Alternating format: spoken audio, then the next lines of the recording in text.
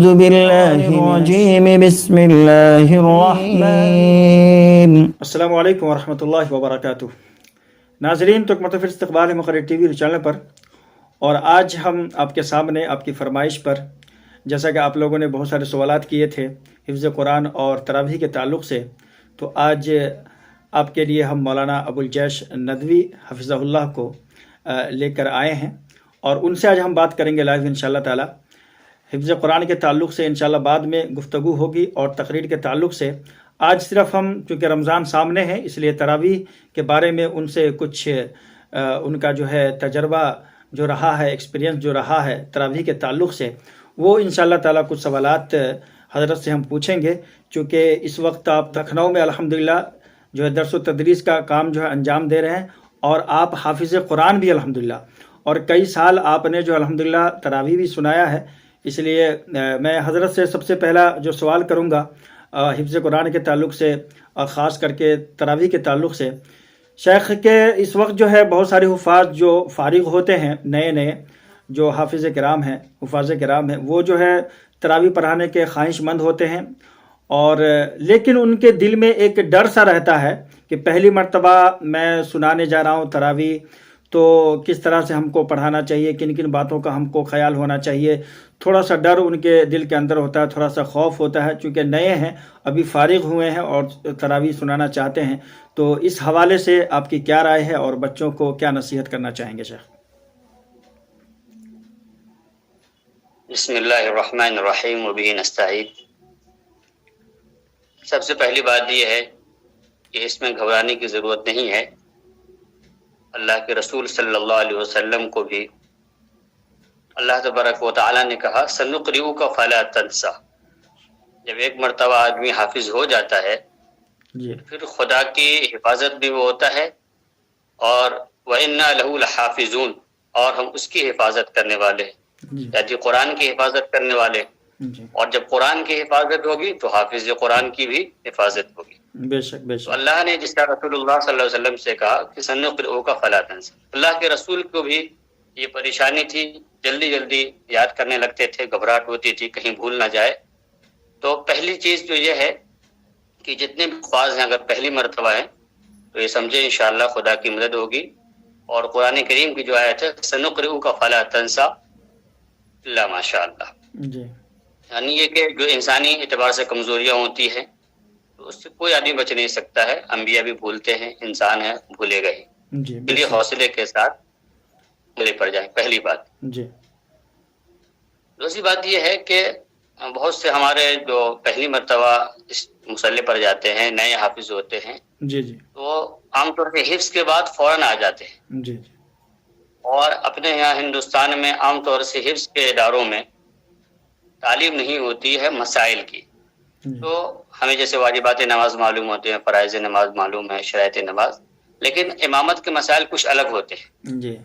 جیسے کہ ٹرین پہ بیٹھ کر جانا، سفر کرنا ایک الگ چیز ہے، ایک ٹرین چلانا، ریل کو چلانا ایک الگ چیز ہے، اور ہم جب مسلح پہ جاتے ہیں ہم خود ڈرائیور ہوتے ہیں، بالکل، تو ڈرائیور بننے کی اس کے بھی کچھ مسئلے ہیں۔ تو اس طرح کی کوئی کتاب جو امامت سے متعلق ہو، اور اس میں بھی تراویح کی جو نماز ہے اس کے بھی مسائل الگ ہوتے ہیں عام نمازوں سے، فرض نماز کے علاوہ، چونکہ یہ تراویح کی نماز ہے، سال میں ایک بار ہوتی ہے، تو اس طرح کی ایسی کوئی چیز مسائل تراویح کے نام سے بہت سے لوگوں نے لکھی ہیں، ایک مرتبہ ان کو دیکھ لے، خود پڑھ سکتے ہوں تو، یعنی تو جو اس سلسلے میں پڑھا چکے ہیں، کوئی عالم دین ہوں یا قاری ہوں، قراء ہوں، ان سے جو کچھ بنیادی باتیں سمجھ لیں تو انشاءاللہ ان کے لیے آسانی ہوگی۔ تو دوسری بات یہ ہے کہ مسائل امامت سے واقفیت حاصل کریں، جو بنیادی چیز ہے امامت کے سلسلے میں جو مسائل ان کو اچھی طرح یاد کریں۔ تیسری بات جو پہلی مرتبہ ضروری ہے وہ یہ ہے کہ ہم لوگ قرآن پڑھتے ہیں، قاری صاحب کو سناتے تو سناتے چلے جاتے ہیں، اور اس میں کیا سجدہ سہو کے سلسلے میں غلطی ہو جاتی ہے کبھی کبھی۔ اب یہ کہ ہم یاد تو کیا ہم لوگوں نے، سورہ یاد کر لیا، پارے کے اعتبار سے یاد کر لیا، لیکن یہ نہیں ہوتا کہ قرآن کہاں پہ ہے وہ سورہ۔ اسی لیے زیادہ ضروری ہے کہ پھر مسئلے کے اعتبار سے ہوتا ہے کہ سجدہ سہو بھی کرنا ہوتا ہے۔ جو آیات سجدہ ہے تو اس کی تعین پہلے سے ذہن میں کر لیں، یہ تو الحمدللہ بہت اچھی بات ہے کہ 8 پارے تک تو ہے، 9ویں پارے میں جا کر کے ایک ہے، جی تو یہ مطمئن ہو جائے جہاں جہاں پہ ہو وہاں پہ پہلے سے ذہن میں بنا لے، تو عام طور سے دیکھا گیا ہے کہ نئے جو الفاظ ہوتے ہیں اس میں مسٹیک کر جاتے ہیں۔ جی جی اور چوتھی بات جو ہے اور سب سے اہم بات یہ ہے کہ ہم بہت سے لوگ جو ہیں پڑھاتے ہیں تراویح، تو اس میں نیت خالص رکھیں۔ جی تراویح کی اجرت یا دین کے کسی کام کی اجرت کوئی نہیں دے سکتا، بالکل بالکل بے شک۔ اور جو ان کو بطور ملتا ہے وہ ان کو ضرور ملنا چاہیے، اگر خربوں روپے دے دے پھر بھی کم ہے، جی کیونکہ قرآن بدل نہیں دے سکتا ہے، اور اربوں روپے بھی دے دے، پوری دنیا کی دولت بھی دے دے پھر بھی کم ہے، جی جی بے شک۔ تو وہ تو ملنا ہی ہے، وہ ملنا ہی ہے۔ لیکن یہ کہ ہم لوگوں کو یہ کرنا ہے کہ اللہ تبارک و تعالیٰ نے ہمیں جو حفاظ ہیں قرآن کی دولت دی ہے، تو اپنی نیت اچھی رکھے کہ انشاءاللہ ہم اللہ کے لیے پڑھا رہے ہیں، بقیہ جو چیز ملنی ہے مل کر رہے گی۔ مثال کے طور پر چھوٹی سی مثال ہے، ہم لوگ گھر بناتے ہیں، جو لوگ سب بناتے ہیں، کھڑکی کھولتے ہیں، کھڑکی رکھتے ہیں اس میں اسی لیے کہ ہوا آئے گی، اس میں ہم نے نیت کر لی کہ ہم اسی لیے بنا رہے ہیں تاکہ اذان کی آواز آئے گی، جی تو بہت اچھی ہوا بات تو ہے۔ آئے گی جی کیونکہ نیچرل طریقہ ہے، فطری طریقہ ہے، لیکن ہم نے نیت کر لی تو اللہ تعالیٰ اس میں بھی ثواب دے گا۔ بالکل بے شک۔ حافظ بنے تو اللہ کے لیے بنے، ہم پبلک کے لیے نہیں بنے، یقینی ہمارا ارادہ ہی، لیکن کبھی کبھی کیا ہوتا ہے کہ ہم بیچ میں تھوڑا سا ذہن میں شیطان بھٹکا دیتا ہے، جی تو ہم اپنی نیت کو خالص کریں کہ ہم اللہ ہی کے لیے پڑھا رہے ہیں، اور دنیا میں جو کچھ ملے گا تو بھی پڑھائیں گے، نہیں ملے گا تو بھی پڑھائیں گے۔ تو یہ 4 باتیں ہیں، ایک تو ایک حوصلہ کے ساتھ جی جائیں بالکل مسلسل پر، جی دوسری بات یہ ہے کہ مسائل امامت سے واقفیت حاصل کریں، تیسری بات یہ ہے کہ سجدہ سہو کی اچھی طرح تعین کر لیں، جی اور چوتھی بات یہ ہے کہ نیت خالص رکھیں۔ جی جی حضرت، اسی سے ملتا جلتا ایک سوال ہے جو بہت سارے حفاظ کرام نے کمنٹ کیے تھے اور پوچھے تھے کہ میں تراویح پڑھا رہا تھا، لیکن کئی سالوں سے تراویح نہ پڑھانے کی وجہ سے 2-4 سال ہو گئے ہیں تو میں قرآن بھول چکا ہوں، تو اب میں چاہتا ہوں کہ قرآن کو یاد کر لوں پھر سے اور تراویح پڑھانا شروع کر دوں، تو وہ کیا طریقہ کار ہو ان کا، کس طرح سے پھر سے قرآن کو وہ یاد کرے، اس کی کیا ترتیب ہو، تھوڑا سا مختصر وضاحت کر دیں شیخ۔ سب سے پہلے قاری صاحب اس سلسلے میں یہ بات عرض کرنا چاہوں گا کہ ہمارے یہاں ہندوستان یعنی پوری دنیا میں جی ایک صورتحال یہ ہے کہ قرآن کو یاد کرنے کو ہم سمجھتے ہیں، مطلب قرآن کو ایک مرتبہ حفظ کر لیا اس کو ہم سمجھتے ہیں، بنیادی غلطی ہے۔ جی جی آپ دیکھیے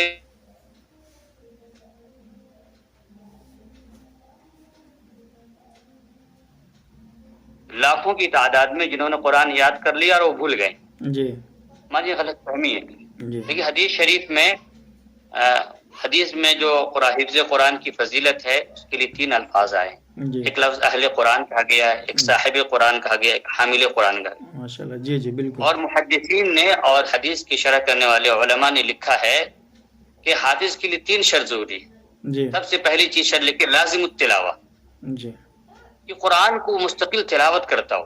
جی تو میں یہ سمجھ رہا ہوں کہ اگر ہمارے یہ چیز ہم تمام حفاظ تک یہ پیغام جانا چاہیے۔ جی بہت اہم بات لکھی ہے علماء نے، لکھا ہے کہ حفظ کرنا نفل ہے، جی یعنی قرآن یاد کرنا کوئی چاہے گا تو کرے نہ کرے جی جی نفل ہے، لیکن اس کو یاد کرنے کے بعد اس کو بار بار دہرانا فرض ہے۔ جی بے شک۔ ہمارے ذہن میں یہ چیز نہیں ہوتی کہ قرآن کو یاد رکھنا، اور ہمارے یہاں کیا ہوتا ہے حفظ قرآن کی اہمیت بیان کی جاتی ہے، جی یعنی قرآن ایک مرتبہ یاد کرنی ہے، قرآن کو ہمیشہ پڑھنا ہے، جب آدمی ہمیشہ پڑھے گا تو نہیں بھولے گا۔ جی حدیث شریف میں آتا ہے کہ قیامت کے دن جو قرآن پڑھ کے بھول جائے اس کو جو ہے یحشر یوم القیامت اجزم، کہ قیامت کے دن کوڑھی بنا کر اٹھایا جائے گا۔ بے شک۔ تو جی پہلی چیز یہ ہے کہ جو قرآن بھول چکے ہیں وہ توبہ کرے، گناہ کبیرہ ہے۔ جی اس کے بعد بہت اچھا ایک طریقہ ہے جو بہت مجرب ہے، جی تو جو لوگ یاد کرنا چاہتے ہیں تو میں وہ یہ کہہ رہے ہیں کہ پہلے اپنے قرآن کو جو قرآن انہوں نے یاد کیا ہے 3 حصے میں تقسیم کریں۔ جی کیا 3 حصے مطلب کہ پہلا یہ ہے کہ ہمیں کون سی صورت ہے اور کون سا پارہ وہ ہے جو ہم بہت آسانی سے یاد کر سکتے ہیں۔ جی عام طور سے ہوتا کیا ہے کہ حفاظ جب یاد کرنے کے لیے جاتے ہیں تو وہ پہلے جو نہیں یاد ہے اس سے شروع کرتے ہیں، جی اب کیا ہوا وہ یاد نہیں کر پاتا اور وہ واپس چلا گیا۔ جی سب سے پہلے آپ ان آیتوں کو، ان صورتوں کو، ان پاروں کو یاد کریں جو آپ بہت آسانی سے یاد کر سکتے ہیں، اس سے جی آپ کو حوصلہ ملے گا جی جی بالکل۔ سب سے پہلے۔ پھر اس کے بعد دوسرے نمبر پہ وہ ہے جس کا اکثر حصہ ہم کو مطلب وہ نصف حصہ یاد ہے، نصف نہیں یاد ہے، پارہ کے اعتبار سے یاد کریے سورہ کے، پھر اس میں جائے۔ پھر تیسرے مرحلے میں جب یہ دونوں پکا ہو جائے تو ایک حوصلہ مل جائے گا، تب آخر میں اس پہ جائے جو ہمیں بالکل یاد نہیں ہے یا قریب قریب بھول چکے ہیں، پھر اس پہ جانا چاہیے.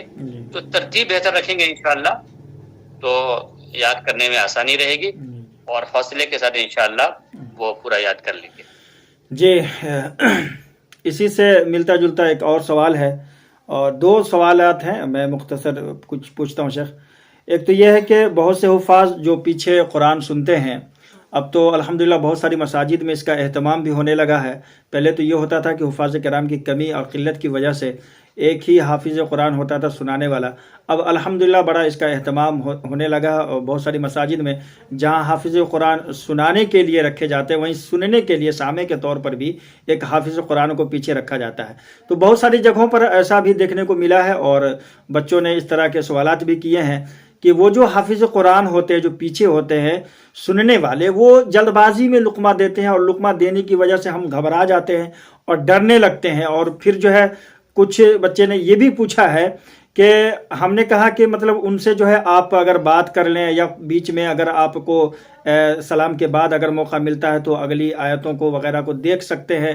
تو بچے ایسے بھی سوال کر رہے تھے کہ بہت سارے لوگ اس کو عیب گردانتے ہیں، بھولنے کو عیب گردانتے ہیں، اور وہ جو پیچھے ہمارے سننے والے ہوتے ہیں سامع کے طور پر حافظ قرآن، وہ جلد بازی میں لقمہ دیتے ہیں، بہت بڑی جلدی لقمہ دیتے ہیں. تو ہم کو کون سا رویہ اور کس طرح سے جو ہے اس کام کو انجام دینا چاہیے، اور کیسے اس کے اندر کمی آ سکتی ہے؟ بہت اچھا سوال ہے یہ، اور دیکھیے اس سلسلے میں بہت بڑی غلط فہمی ہے جی. آج جس کی تو آپ نے اشارہ بھی کیا. ہم لوگ کیا سمجھتے ہیں کہ تراویح میں ساری ذمہ داری امام کی ہے، جی نہ پیچھے والے کی ہے نہ مقتدی کی ہے. دیکھیے نماز ہو رہی ہے، تینوں کی ہو رہی ہے. جی جی بالکل. ایسے ٹرین کی مثال میں نے دی تھی وہاں پر ڈرائیور کی، تو جو ٹرین کی بھی اچھی ہونی چاہیے، قرآن تو ہی بہتر. اب سر اگر کوئی ایسا سواری خود کے بھاگ جائے ہے نا، یا پھر کوئی ایسا آدمی ہو کہ ڈرائیور کو آ کر پریشان کر رہا ہو، جی سب کی ذمہ داری جی کہ مسافر ٹرین کا سفر کرنے والے کی بھی ذمہ داری ہے اور ڈرائیور کی بھی ذمہ داری ہے. لیکن آپ لوگ تو نہیں سمجھتے، لیکن تینوں کی ذمہ داری ہے. جی. اس میں ہماری مقتدی کی بات ابھی چھوڑ دیتے ہیں. یہ بات آئی کہ سامع پیچھے ہوتے ہیں، جی. بہت اچھی بات ہے، سامع کا ضرور ہونا چاہیے. جی. لیکن سب سے پہلی بات یہ کہ اس کو سامع کی بھی ذمہ داری، پہلی ذمہ داری کیا ہے کہ اس کا نقطۂ نظر، اس کی سوچ یہ نہ ہو کہ ہم پریشان کرنا ہے. عام طور سے ہوتا یہ ہے کہ ذہن میں آدمی کے ذہن میں ہوتا ہے کہ سوال کا بھی وہ بتائیں گے اس طرح ہم اس کو لقمہ دیں کہ وہ سمجھ بھی نہیں پائے، لوگوں کو لگا میں کہ ہم نے لقمہ دیا. جی جی جی. بلکہ آپ بتا اوقات ایسا ہوتا ہے کہ وہ غلط لقمہ دے دیتے ہیں. جی جی جی. کچھ بھی بول دیا تاکہ پبلک کو کیا معلوم. جی. پھر ہمارے ساتھ معاملہ ہو گیا تو ہم نے نماز پڑھ کے ان کو کہا کہ قرآن کھولیے، پبلک کے سامنے ہم نے ریکارڈ کرواتے ہیں، آپ نے جو لقمہ دیا اور ہم نے جو پڑھا ہے پبلک کو سنائیں گے، تب جا کے اگلی مرتبہ سے. تو ایسا ہوتا ہے، ٹیکل کرنے کے ہینڈل کرنا ضروری ہوتا ہے. اگر کوئی ایسا بدماش ہو جائے تو فون کہیے کہ آج کل موبائل کا زمانہ، ہم ریکارڈ رکھ دے رہے ہیں، اب لقمہ دیجیے گا تو اس کو ریکارڈ کر کے سنانا چاہیے قرآن کھول کر کے. ایک بات بھی ہے تو سننے والے کی ذمہ داری پر پریشان کرنے کے لیے نہ دے لقمہ. اب اس کے بعد بات یہ آتی ہے اس کی ذمہ داری، سننے والے کی بڑی ذمہ داری ہے، کیونکہ وہ نگراں ہے. کیا ذمہ داری ہے کہ اس کو 2 مرتبہ موقع دے ریپیٹ کرنے کا، اور اس کے بعد تیسری مرتبہ نہیں ہو رہا ہو تو اس کو واضح انداز میں اس کو وہ جہاں پہ وہ پھنسا، یہ نہیں. عام طور سے کیا ہوتا ہے لقمہ دینے والا اوپر پڑھ دیتا ہے، صرف جہاں وہ پھنس رہا ہے وہاں پہ نہیں دے رہا ہے، اور بیچارہ پھر آ کے وہیں پہ رک رہا ہے. جی جی. تو جہاں اس کو معلوم ہونا چاہیے ذمہ دار جو پیچھے ہے اس کی یہ ذمہ داری، اس کو سمجھ میں آنا چاہیے کہ کہاں پھنس رہا ہے اور ہم آگے بڑھے. گاڑی جیسے کیچڑ میں پھنس جاتی ہے تو چکا جہاں جام ہوتا ہے وہیں پہ دھکا دیا جاتا ہے کہ گاڑی آگے بڑھے. جی جی بالکل. یہ انہیں سوچنا چاہیے. اور اگر ان کو لقمہ کسی طرح بھی دیا جائے تو امام کو گھبرانے کی ضرورت نہیں ہے، اور یہ کوئی بڑی بات نہیں ہے. یہ نہ بری بات ہے کہ کوئی آدمی بھول جائے، کیونکہ انسان نسی آدم و نسی ذریت، حدیث شریف میں ہے کہ آدم علیہ السلام بھول گئے تو ان کی نسل بھی بھولے گی. تو یہ انسان کا خاصہ ہے، اس میں آدمی کو دل برداشتہ نہیں ہونا چاہیے اور اس کو برا نہیں ماننا چاہیے کسی کو بھی. یہ مقتدی کی ذمہ داری ہے، یہ سمجھے کہ یہ انسان ہے. جی جی بالکل، بہت اچھی بات. آخری سوال ہے شیخ کے دوران تراویح رکعات چونکہ بہت 20 رکعتیں تقریباً اکثریت جگہوں پر پڑھی جاتی ہیں، 8 رکعت بھی پڑھی جاتی ہیں.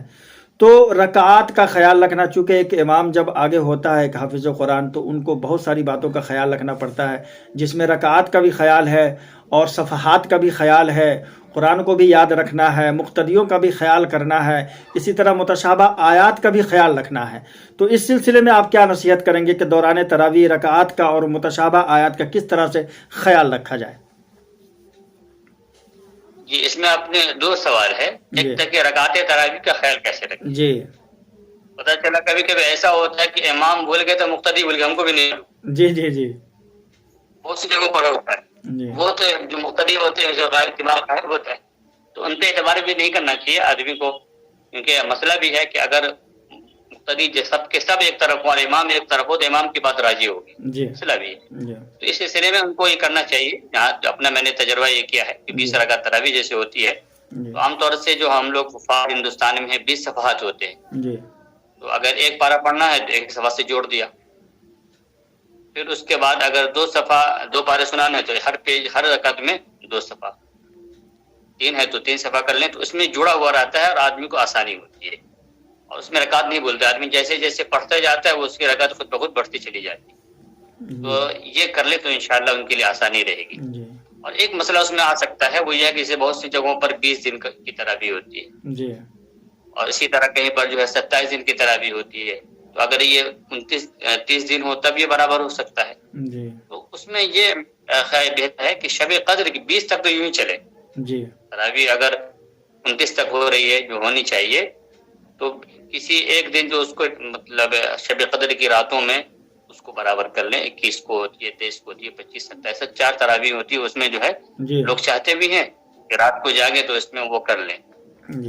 تو یہ مطلب یہ تصور کانسیپٹ یہ ہے کہ رکعات کو ہم قرآن کے صفحات سے جوڑ دیں گے تو انشاءاللہ رکعات جو ہے بالکل ہم نہیں بھولیں گے۔ ایک بات۔ دوسری بات آپ نے کہی کہ متشابہ آیت کا خیال کیسے رکھیں۔ یہ بہت اہم مسئلہ ہے کہ عام طور سے تراویح میں بھولنے کا مسئلہ یہ ہوتا ہے، جیسے پہلی تراویح شروع ہوتی ہے تو یا بنی اسرائیل ایک پاؤں میں پہلے والے میں پہلے رکوع میں بھی ہے اور آخری والے میں بھی ہے، تو اگر کوئی یا بنی اسرائیل سے صرف یا بنی اسرائیل تو آدھے پارے سے زیادہ چھوٹ جائے گا۔ اس میں ایک تو یہ بات ہے۔ دوسری بات یہ کہ اس میں فرق تھوڑا تھوڑا سا ہوتا ہے، جیسے کہ پہلے والے میں ہے کہ کہاں پر لا تنفع ہے، لا يخرج من عدل، تھوڑا سا جو ہے اس ترتیب کو یاد رکھیں کہ یہاں پہ کیا فرق۔ اچھا ہوتا کہ ایک ہی ساتھ پورے قرآن کو مطلب کہ متشابہ کو ٹیکل کرنے کی ضرورت نہیں ہے۔ جی بالکل۔ آج ہم 2 پارے سنائیں گے تو 3 صورتوں میں یہاں پر کیا کیا فرق ہے، وہاں پہ کیا فرق، ہم وہاں اس دن دیکھ لیں گے۔ ہوتا کیا ہے، ہم لوگ کیا کرتے ہیں کہ آخر والے کو اس کو بھی سب ملا کے ایک ساتھ دیکھ لیتے ہیں، اب کنفیوز ہے کہ وہ والا کی یہ والا یہاں۔ ہمیں وہاں پہ نہیں، ہمیں صرف یہ دیکھنا ہے کہ یہاں پر فا ہے، یہاں پر واو ہے۔ مثال کے طور پہ ایک دوسری مثال سے اور واضح ہو جائے گی، جیسے ولما بلغ اشدہ 12ویں پارے میں یہاں پر وستوا جو ہے نہیں ہے، تو ہمیں یہ یاد رکھنا ہے کہ یہاں پر وستوا نہیں ہے۔ سورہ قصص میں 20ویں پارے میں ولما بلغ اشدہ وستوا، وہاں پر موسیٰ علیہ السلام کا واقعہ ہے، وہاں پر وستوا ہے، تو وہ وہاں پر وستوا ہے، ہمیں یہاں پر کرنا ہے یہاں پہ نہیں ہے۔ تو جو عام طور سے جو اس طرح کی آیات ہوتی ہیں تو ہم جیسے 2 پارہ سنا اپنے جس بارے میں آج سنا ہے اس پہ فوکس کریں، تو انشاءاللہ جو متشابہ آیات ہیں وہاں پر وہ نہیں بھولیں گے اور بہتر طریقے سے قرآن کو سنا پڑیں۔ جی بہت بہت شکریہ۔ اور سامعین ناظرین، آپ ابھی جو ہے مولانا ابوالجیش ندوی حفظ اللہ سے ان کے جو ہے تجربات سماعت فرما رہے تھے۔ انشاءاللہ تعالی ہم بہت جلد شیخ سے دوبارہ لائیو میٹنگ کریں گے، گفتگو کریں گے تقریر کے تعلق سے، اور خاص طور پر جو ہے حفظ قرآن کے تعلق سے، چونکہ رمضان سامنے، اس لیے ہم نے تراویح کے حوالے سے کچھ باتیں آپ سے سیکھی ہیں، اور مجھے امید ہے کہ آپ لوگ اس پر عمل کریں گے، اس کو غور سے سنیں گے، اور بہت جلد انشاءاللہ تعالی ہم دوسرے علماء کرام کو بھی آپ کے ساتھ جوڑنے کی اور گفتگو کرنے کی کوشش کریں گے، اور آپ لوگوں کے جو سوالات ہیں اس کو آپ جو ہے کمنٹ کیجیے گا انشاءاللہ تعالی، یکے بعد دیگرے وہ سارے سوالات ہم ان حفاظ کرام اور قرہ حضرات کے سامنے آپ کے سوالات رکھیں گے انشاءاللہ۔ ملتے ہیں ایک ایسی نئی ویڈیو کے ساتھ۔ السلام علیکم ورحمۃ اللہ وبرکاتہ۔ اللهم إنا نعوذ بك من